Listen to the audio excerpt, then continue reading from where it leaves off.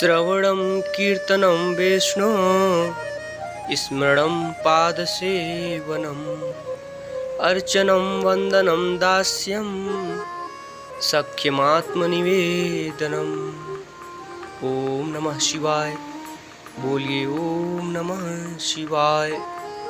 आज मैं आपको शिव पुराण में प्रभु भोलेनाथ जी द्वारा जो नौधा भक्ति का ज्ञान दिया गया है उसको मैं आज के कथा प्रसंग से आपको बतलाने वाला हूँ कि प्रभु ने 9 प्रकार से किस प्रकार भक्ति की जा सकती है उसके बारे में कैसे बताया है।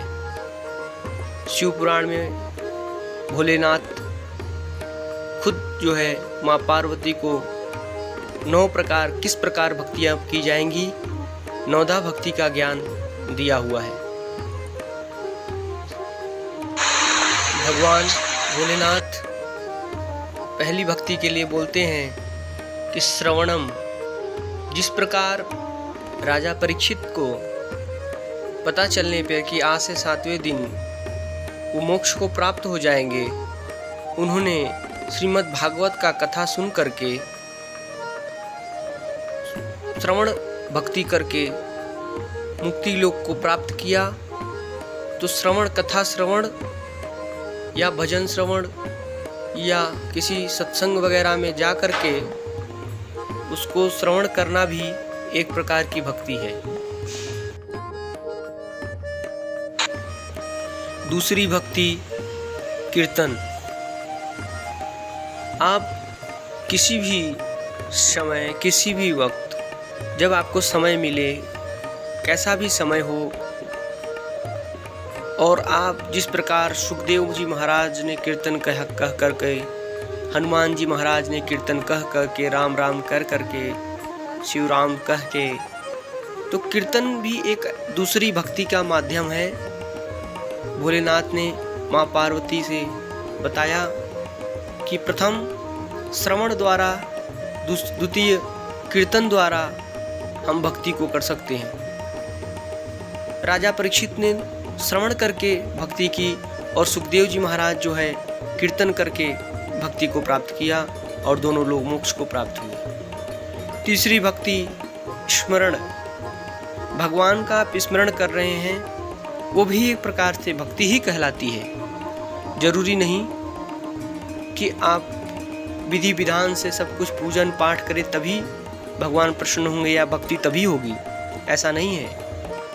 भगवान शिव भोलेनाथ हमारे माँ पार्वती को बतलाते हैं कि प्रहलाद जी जो है इसके सच्चे उदाहरण है कि जिस प्रकार से प्रहलाद जी ने जब अत्याचार करते हुए अपने पिता हिरण्यकश्यप को शिक्षा देनी चाहिए तो उन्होंने स्मरण मात्र से भक्ति की और स्मरण करने से ही भगवान प्रकट हो गए। तो तीसरी भक्ति स्मरण है। स्मरण करने से भी भक्ति जागृत होती है। चौथी भक्ति पाद सेवनम, चरण की सेवा करना। जैसे माँ लक्ष्मी के उदाहरण देते हुए भगवान भोलेनाथ बताते हैं माँ पार्वती से कि जिस प्रकार माँ लक्ष्मी जो है भगवान विष्णु के चरणों को स्पर्श करती है, जिस प्रकार केवट जो है रामचंद्र जी के चरण स्पर्श करके, पाद सेवन करके मोक्ष को प्राप्त होता है, तो चौथा भक्ति जो है पाद सेवन, चरण सेवन है।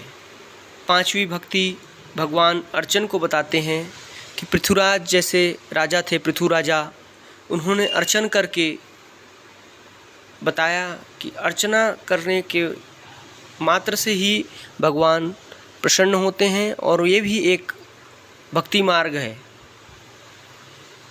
छठी भक्ति वंदन। भगवान की वंदना करना भी भक्ति के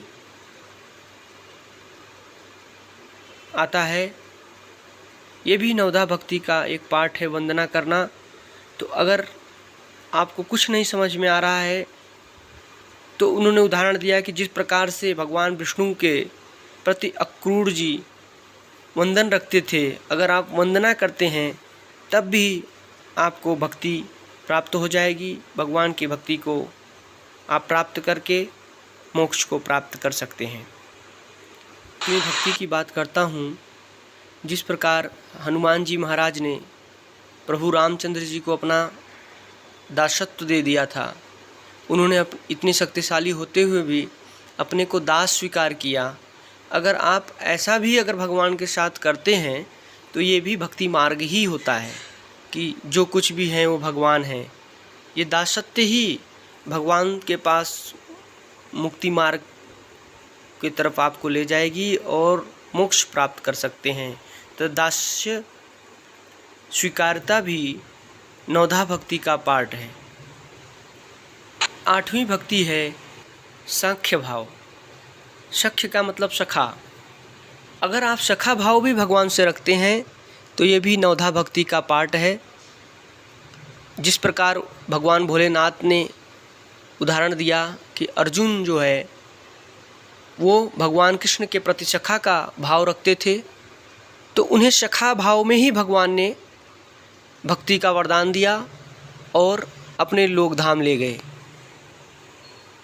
तो ये 8वीं भक्ति है कि आप भगवान के प्रति अगर सखा भाव रखते हैं तो भी आपको मुक्ति मार्ग मिल जाएगा। जिस प्रकार सुदामा जी ने सखा भाव रखा, उनको भी मुक्ति मार्ग मिला। विभीषण जी भी ने सखा मार्ग रखा तो राम जी ने उन्हें सर्वस्व प्रदान किया। तो सखा भाव भी अगर आप भगवान के प्रति रखते हो तो आपको भक्ति प्राप्त होगी।